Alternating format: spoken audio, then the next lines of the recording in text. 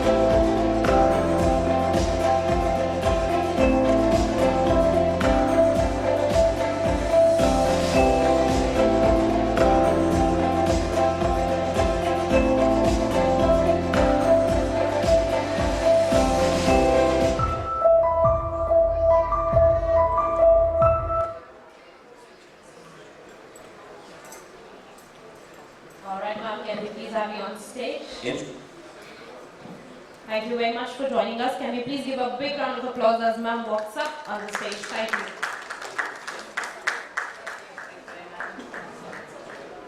Good evening, everybody. It's a pleasure to be here, and thank you for staying back to listen to what I have to say. So, the foundation has been in India for over 2 decades now, and the biggest, I would say, shift that we're able to accomplish during this time is to make entrepreneurship central to higher education. And we did that for a very specific reason. At the time that we started doing this, being entrepreneurial was not a given. It was not even the most desirable thing, by the way, because young people coming out of our top institutions were walking away with 3 to 4 jobs in their hands.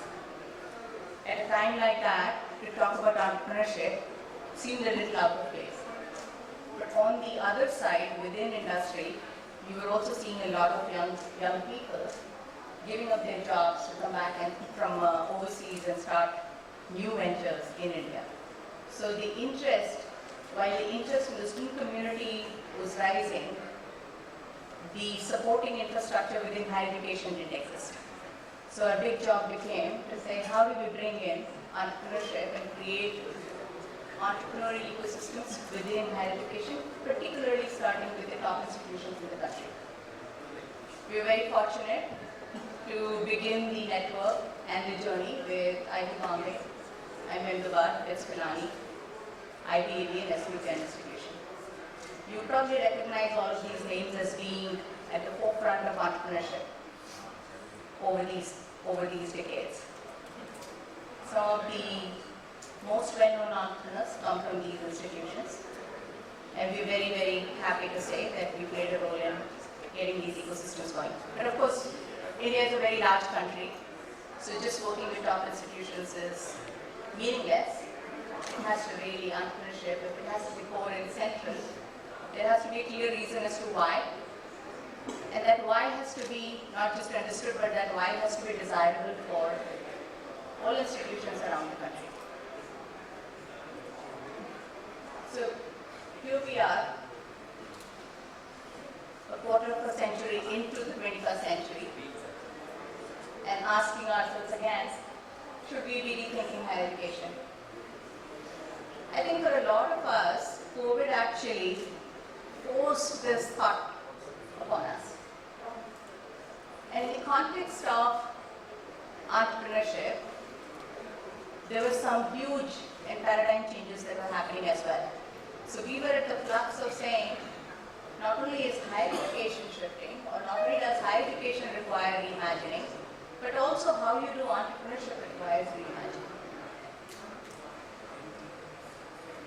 Well, reasons, I'm sitting amongst very well-known educators here. And I don't think I need to really belabor this point. But the fact of the matter is that most of our education was designed not for our current situation, but for the past. And it's hard to shift. It's really hard to shift.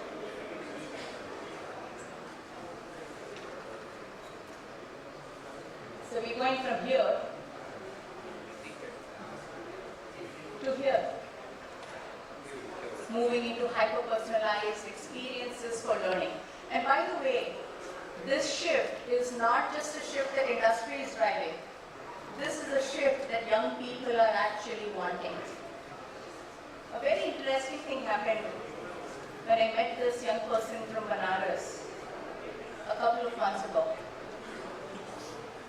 He's not in a formal campus. He wanted to get into the IITs, couldn't get into an IIT of his choice, got into other engineering colleges, and chose to walk away. When I asked why, he said, I come from a business family in Banaras, and I think I weighed my options. And I said, if I were to get into regular engineering at a good private institution, I would end up taking a loan of 25 to 30 lakhs. I would spend the next 4 years getting my education, which means I won't do anything else. Instead, if I can find an alternate way of educating myself, I can work with my father and help transform the business as it is. And I can do that for a smaller cost. This kid chose to actually take up the Bachelor of Science program that IIT Madras had launched recently. And he's one of the star performers so far.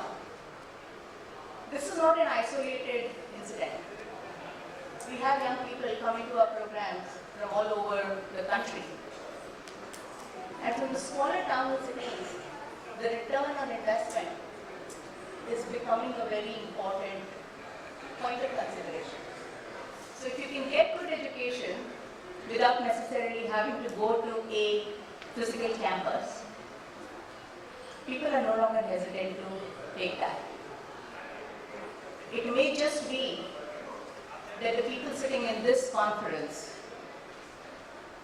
may have a higher reservation to sending their kids for an education of that nature than actually the masses who you're all aspiring to bring onto your campuses. So I think it's a wake-up call. There are already early indications of that from our target audience, and I think we should do something about it.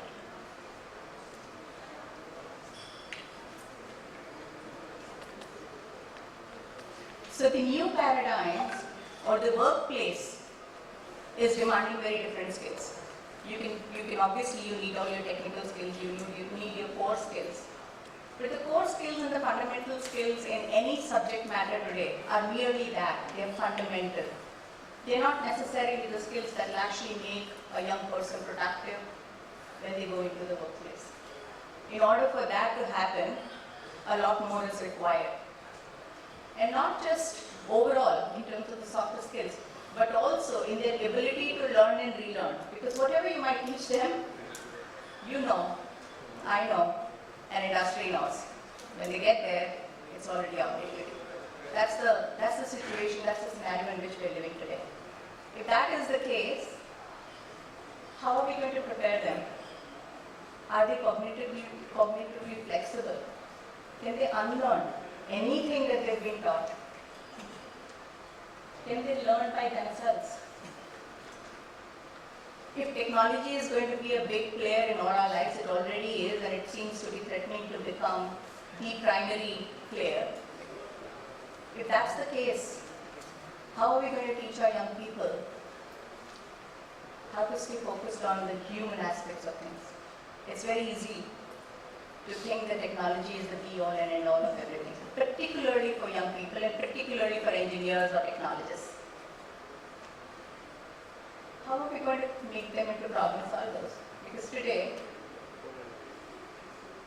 GPT-4 and the next versions of it is even solving problems for them. Does that mean that humans have no role to play? I don't think we're there yet. Maybe we will get there, but I don't think we can all pack up and go home. not happening, not yet.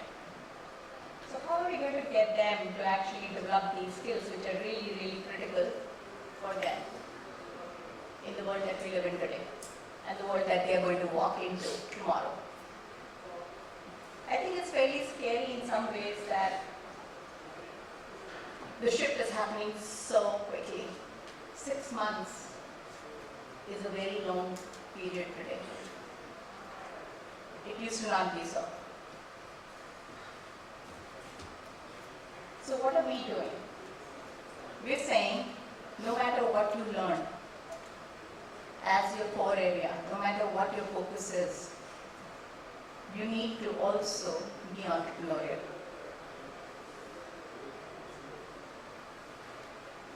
When we're saying how do you actually become entrepreneurial? Mind you, I'm not saying you have to be knowledgeable about entrepreneurship. I'm saying you have to be entrepreneurial. There's a difference. It's a skill versus the knowledge of venture creation or what entrepreneurship is all about, or who an entrepreneur is, or what the history of entrepreneurship is. All of those are immaterial. They don't matter at all. A quick Google search gives you everything that you need to know in that space. What you can't get from a Google search is the skill set that allows you to behave like an entrepreneur, and that's really what is required. But how do you, when everything else is shifting in education, and all of the focus of educators and administrators of higher education is on actually keeping pace with what is required in the core subject matter, how on earth are you going to also develop entrepreneurial skill sets in teaching learning? How would you develop the right kind of programs, content, platforms, technologies that would actually help young people become entrepreneurial? That is still a challenge. So we have come full circle.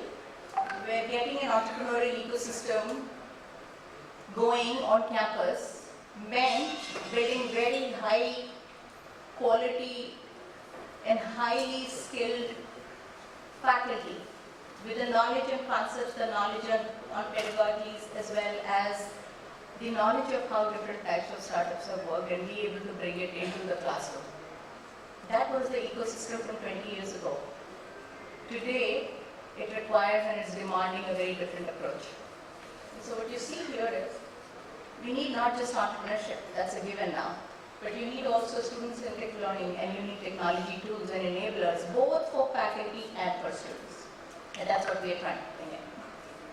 And this means that you have graduates with skills for today's world.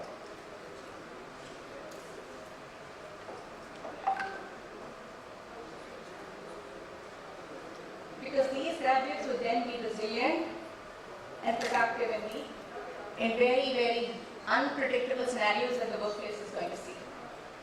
They'll be lifelong learners, and they'll be excited at the prospect of new opportunities that changes bring, which is often not the case.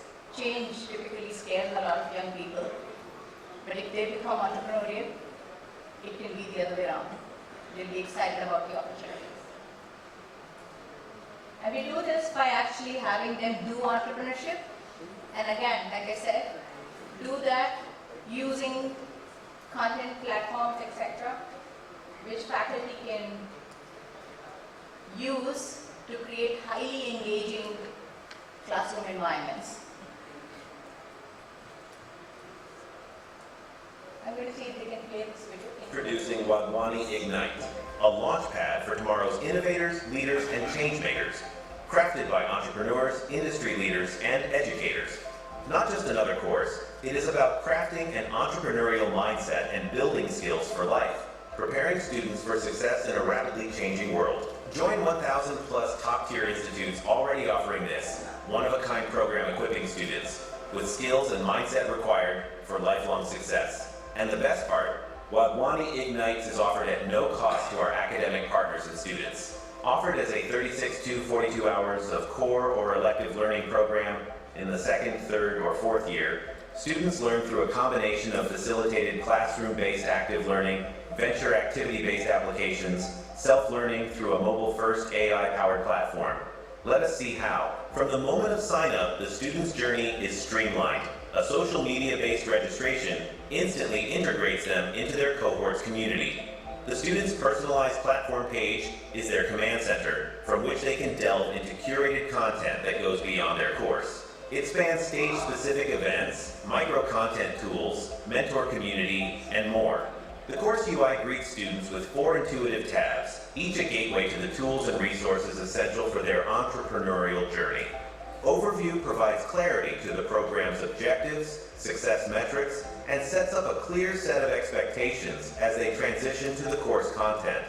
A table of contents on the left guides them through an immersive adventure across 12 modules down to the very last lesson and its content. As the students becomes ready to start their course, short, crispy reels inspire them with different founder stories. This helps create excitement and a sense of possibility for the students. The modular and micro-learning content is not just mobile-friendly, but crafted for the way we learn today. Interactive, concise, and impactful to engage students more deeply, and for support right when it's needed, the AI tutor stands by. Integrated with each lesson to assist students learn in real time. But that is not all. Students always have the option of participating in Wadhwani Tech Vision. Live founders talks and interviews introduce a completely new perspective. The crux of Ignite's experience lies in practical application. Through collaborative teamwork, our students channel their passions into practice ventures that mirror the entrepreneurial process from ideation to a go-to-market strategy. When a team's venture idea shows promise, they begin collaborating with mentors to further their thinking and get more practical insights from them. By the end of it, they have developed their initial venture idea tested for viability. This is Wadhwani Ignite, where learning is about the tangible steps towards building tomorrow's businesses. Thank you. This is just a very quick glimpse. Here we prepare faculty to actually be able to use this effectively in the classroom. And we'll be happy to actually talk to any of you if you're interested post this. Thank you.